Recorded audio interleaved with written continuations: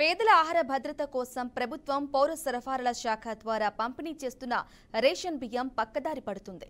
కొంతమంది వ్యాపారులు రేషన్ బియ్యం దందా చేస్తూ భారీగా సంపాదిస్తున్నారు. మనల్ని ఎవర్రా ఆపేది అన్నట్లు ఈ బియ్యం దందా యథేచ్ఛగా కొనసాగిస్తున్నారు దళారులు. పేదలకు దక్కాల్సిన బియ్యంతో లక్షల్లో సంపాదిస్తున్నారు.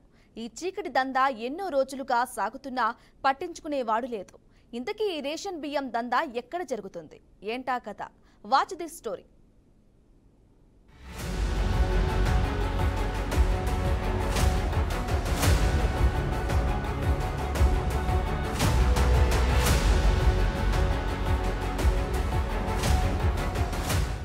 ఉమ్మడి ఆదిలాబాద్ జిల్లాలో పేదలకు అందాల్సిన రేషన్ బియ్యంతో కోట్ల రూపాయల దందా సాగుతుంది. జిల్లాలో ప్రధానంగా దందా రెండు రకాలుగా జరుగుతుంది. లబ్ధిదారులు రేషన్ బియ్యం తీసుకొని పోయిన తర్వాత వారి ఇంటి వద్దకు ప్రత్యేక వాహనాల్లో దళారులు వెళ్లి బియ్యాన్ని కొనుగోలు చేస్తున్నారు. అలాగే మరికొన్ని చోట్ల రేషన్ డీలర్లు లబ్ధిదారులతో వేలిముద్రలు పెట్టించుకొని కిలో 10 రూపాయల చొప్పున చెల్లిస్తున్నారు. వాటిని తిరిగి 20 రూపాయల చొప్పున రైస్ మిల్లులకు అమ్ముకుంటున్నారు. మహారాష్ట్ర సరిహద్దుల్లో ఉన్న ఈ జిల్లాల్లో రేషన్ దందా జోరుగా కొనసాగుతుంది.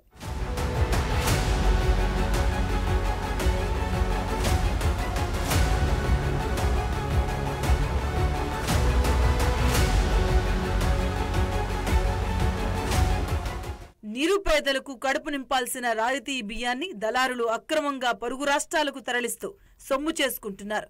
అడపాదడపా తనిఖీల్లో పట్టుబడుతున్న ఉచిత బియ్యం జిల్లా సరిహద్దులు దాటడం నిత్య కృత్యంగా మారింది. రైలు, రోడ్డు మార్గాల్లో పీడీఎస్ బియ్యం యథేచ్ఛగా తరలుతుంది. కొందరు వ్యాపారులు ఏజెంట్ల ద్వారా గ్రామాల్లో బియ్యాన్ని సేకరించి అనువైన సమయాల్లో లారీల్లో గమ్యస్థానానికి చేరవేస్తున్నారు. మహారాష్ట్ర సరిహద్దు ప్రాంతాల్లో ఏర్పాటు చేసిన చెక్ పోస్టులను అధికారులు తొలగించడంతో దళారులకు అడ్డు అదుపు లేకుండా పోయింది.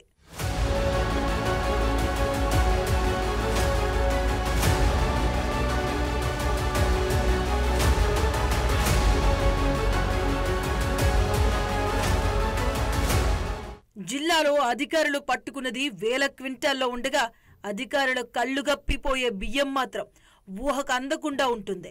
ఇలా తీసుకెళ్లిన బియ్యాన్ని పాలిష్ చేసి సన్న బియ్యంగా మార్చి మహారాష్ట్రలో విక్రయించి సొమ్ము చేసుకుంటున్నారు. మరో విధంగా ఫార్మా కంపెనీలకు, కోళ్ల ఫారాల్లో దానాగా, మద్యం తయారీ కంపెనీలకు కూడా అమ్ముకుంటున్నారు. అలాగే కొన్ని చోట్ల నూకలుగా మార్చి తీసుకెళ్తున్నారు.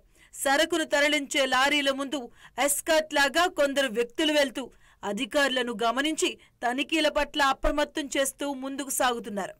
రేషన్ బియ్యం రీసైక్లింగ్ పలువురు అక్రమార్కులకు లాభసాటి వ్యాపారంగా మారింది. దీంతో పలువురు మిల్లర్లు తమ అక్రమ దందా భాగోతం బయటపడకుండా చాలా తెలివిగా వ్యవహరిస్తున్నారు.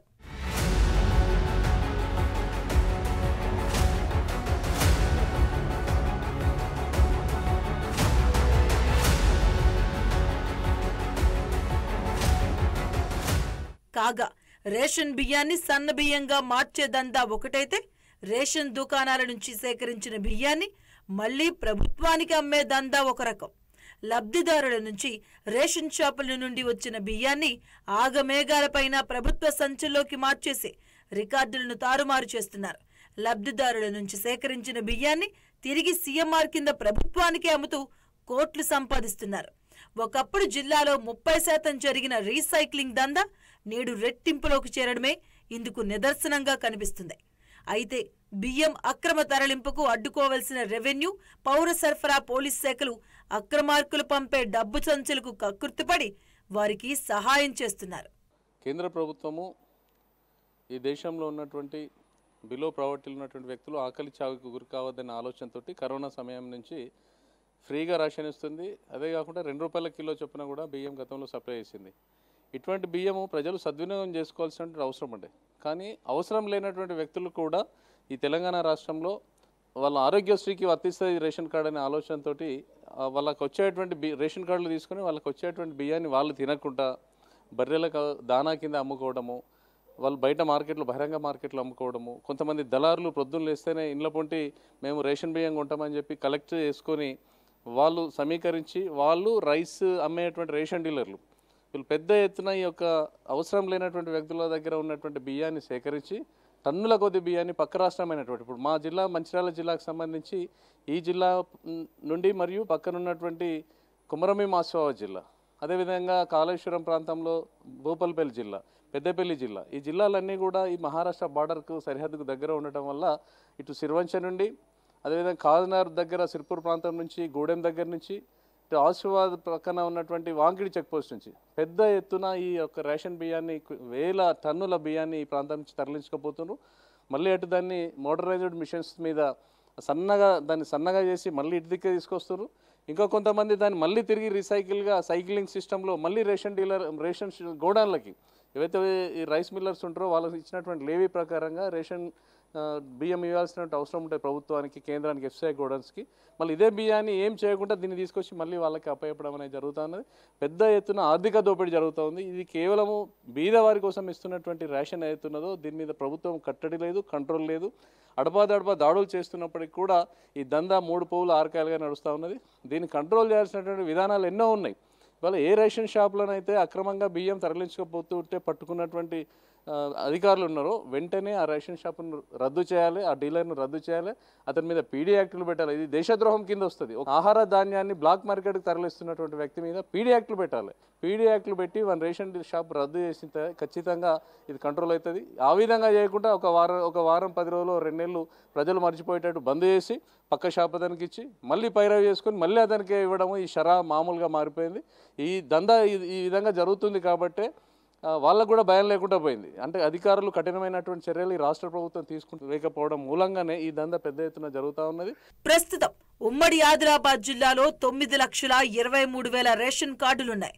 అందుకు ప్రతి నెల 1.75 లక్షల మెట్రిక్ టన్నుల బియ్యంను ప్రభుత్వం సరఫరా చేస్తూ ఉండగా సంవత్సరానికి 21 లక్షల మెట్రిక్ టన్నుల బియ్యం అవసరం ఉంటుంది.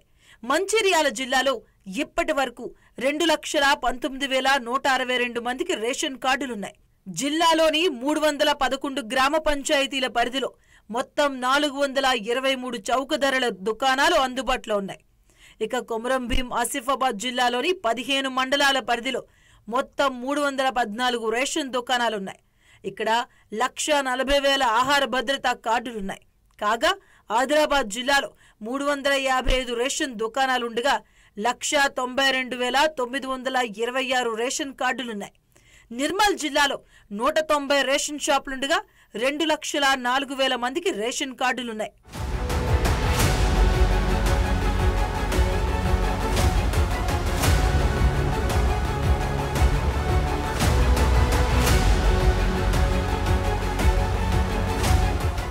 ఇదిలా ఉంటే మహారాష్ట్రలోని సిర్వంచ కేంద్రంగా బియ్యం అక్రమ రవాణా కొనసాగుతుంది. వీరన్ అనే ఓ వ్యాపారి కోట్లాది రూపాయలు విలువైన బియ్యాన్ని రోజువారీగా అక్రమంగా తరలిస్తూ ఉంటాడు. అతను స్వయంగా ఈ బిజినెస్ చేయకుండా కొంతమందితో దందా చేస్తున్నాడు. ఒక రకంగా చెప్పాలి అంటే రేషన్ బియ్యం అక్రమ రవాణాలో వీరన్ కింగ్ అనే చెప్పుకోవచ్చు. వీరన్ మహారాష్ట్రలోని సిర్వంచలో ఉండి కోట్లాది రూపాయల దందా నడిపిస్తున్నాడు. కేవలం అతని కనుసైగలతోనే అక్రమ బియ్యం మాఫియా నడిపిస్తున్నాడు. ఆయన చెప్పినట్లుగా సివిల్ సప్లై, రెవెన్యూ, పోలీసులు ఇలా అన్ని విభాగాల అధికారులు నడుచుకుంటారు అంటే పరిస్థితి అర్థం చేసుకోవచ్చు. ఆయన చెప్పిందే వేదం, చేసిందే చట్టం అన్న విధంగా తెలంగాణ అధికారులు నడుచుకుంటున్నారు.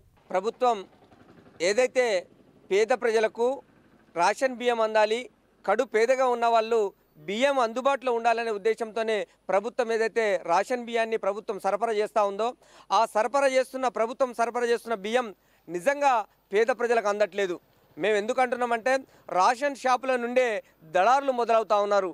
ఆ దళారులందరూ కూడా రేషన్ షాపులో వస్తున్న బియ్యాన్ని 5 రూపాయలకు 6 రూపాయలకు కొనుక్కొని ఆ కొనుక్కున్న బియ్యాన్ని అన్ని ఏదైతే డీలర్ సెంటర్లో కొనుక్కొని ఒక సెంటర్ పాయింట్ చేసేసి ఆ సెంటర్ పాయింట్ ద్వారా లారీలలో, వ్యాన్లలో ఇటు సిరివంచ, మహారాష్ట్ర ఈ విధంగా తరలిస్తూ ఉంటే ఎవరు కూడా పట్టించుకోవడానికి ముందుకు రావట్లేదు.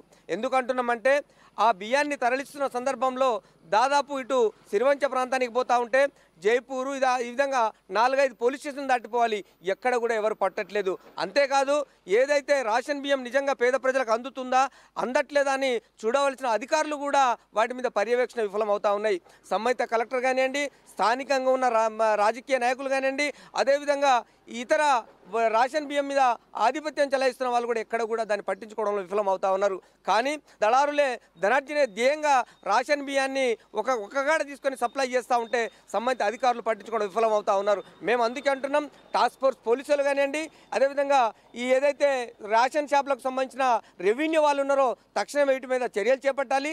రేషన్ బియ్యం అందరికీ కూడా పేద ప్రజలకు అందే విధంగా చూడాలి. ఏదైతే రీసైక్లింగ్ చేసేసి మళ్ళీ బియ్యాన్ని మార్కెట్లో అమ్మే విధంగా చూస్తున్నారో దాన్ని కూడా ఎప్పటికప్పుడు అరికట్టే విధంగా ప్రభుత్వం చర్యలు చేపట్టాలి. ఇప్పటికే దాదాపు అనేక రైస్ మిల్లులలో కూడా ఈ దొడ్డు బియ్యం దొరికినాయి. మొన్న కౌటాల ప్రాంతాల్లో దొరికినాయి. ఈ విధంగా అనేక ప్రాంతాలలో ఈరోజు దొడ్డు బియ్యాన్ని రీసైక్లింగ్ పేరుతోని దొడ్డు బియ్యాన్ని కొనుక్కపోయి మళ్ళీ మార్కెట్లో దాదాపు 70 రూపాయలకు 60 రూపాయలకు అమ్మడానికి సంసిద్ధంగా ఉన్నారు. కాబట్టి పేద ప్రజలకు అందవలసిన ఏదైతే రేషన్ బియ్యం ఉందో పేద ప్రజలకు అందే విధంగా ప్రభుత్వం చర్యలు చేపట్టాలి. అలా చర్యలు చేపట్టే విధంగా రెవెన్యూ అధికారులు, పోలీస్ యంత్రాంగం, టాస్క్ ఫోర్స్ పోలీసులు, కలెక్టర్ గారు, స్థానికంగా ఉన్న ఎమ్మెల్యేలు కూడా ఎప్పటికప్పుడు డీలర్ షాపులలో పర్యవేక్షణ చేస్తూ వీళ్ళకి న్యాయం జరిగే విధంగా పేద ప్రజలకు బియ్యం అందే విధంగా చూడవలసిన అవసరం ప్రభుత్వం పైన ఎంతైనా ఉందని మేము ప్రభుత్వాన్ని విజ్ఞప్తి చేస్తూ డిమాండ్ చేస్తా ఉన్నాం. మంచిర్యాల, కొమరంభీం, ఆసిఫాబాద్, పెద్దపల్లి, భూపాలపల్లి, కరీంనగర్ నుంచి కూడా రేషన్ బియ్యం సరఫరా అవుతున్నాయి. రేషన్ డీలర్ల వద్ద కొందరు వ్యాపారులు బియ్యం కొనుగోలు చేసి వాహనాల ద్వారా మహారాష్ట్రలోని సిర్వంచ్కు రవాణా చేస్తున్నారు. అక్కడ ఏకంగా జాతీయ రహదారి పక్కనే వీరన్కు ఒక గోడాన్ ఉంటుంది. అక్కడే పెద్ద ఎత్తున కొనుగోళ్లు నడుస్తున్నాయి. ఇక్కడ పెద్ద ఎత్తున కూలీలు ఇదే పని చేస్తూ ఉంటారు. చిన్న చిన్న వాహనాల నుంచి లారీలకు బియ్యం ఎక్కించి మహారాష్ట్రలోని పలు ప్రాంతాల్లో పాటు ఛత్తీస్గఢ్కు సైతం బియ్యం పంపిస్తూ ఉంటారు. బియ్యాన్ని రీసైక్లింగ్ చేసి తెలంగాణ రాష్ట్రంలోని హైదరాబాద్తో పాటు ఇతర పట్టణాలకు బియ్యాన్ని పంపిస్తుంటారు.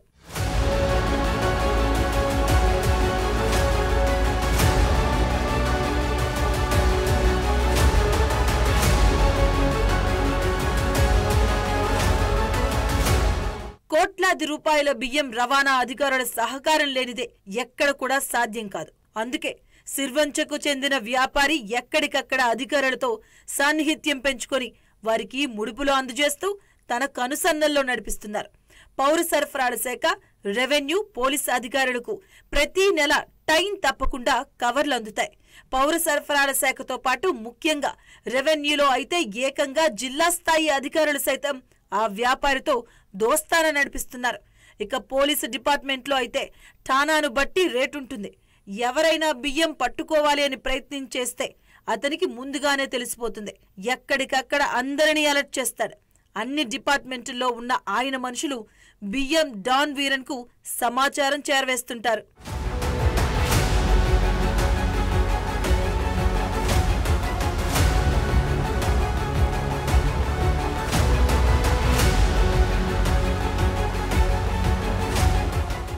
ఎప్పుడైనా అధికారులకు పై స్థాయి నుంచి ఒత్తిడి పెరిగినప్పుడు మాత్రం తక్కువ లోడ్తో వెళ్లే వాహనాల నెంబర్లు వీరన్ చెప్తాడు. ఆ వాహనాలను అధికారులు సీజ్ చేసి ఆ వాహన డ్రైవర్లపై కేసులు పెడతారు. ఇది కూడా వీరన్ చెప్పినట్టే నడుస్తుంది. తరువాత 1-2 నెలల తర్వాత వాహనాలను విడిపించుకొని మళ్లీ యథావిధిగా దందా సాగిస్తూ ఉంటారు. పెద్ద ఎత్తున రేషన్ బియ్యం అక్రమ రవాణా సాగుతుంది. తెలంగాణలోని ఉమ్మడి ఆదిలాబాద్, కరీంనగర్, వరంగల్, నిజామాబాద్ జిల్లాల నుంచి రాత్రి వేళల్లో రేషన్ బియ్యం మహారాష్ట్రకు తరలి వెళ్తున్నాయి. నడవలేని స్థితిలో ఉండే ఒక వ్యక్తి 100 కోట్ల అక్రమ దందా సాగిస్తున్నాడు అంటే అతని వ్యాపారం ఎంత లాభాల్లో సాగుతుందో అర్థం చేసుకోవచ్చు.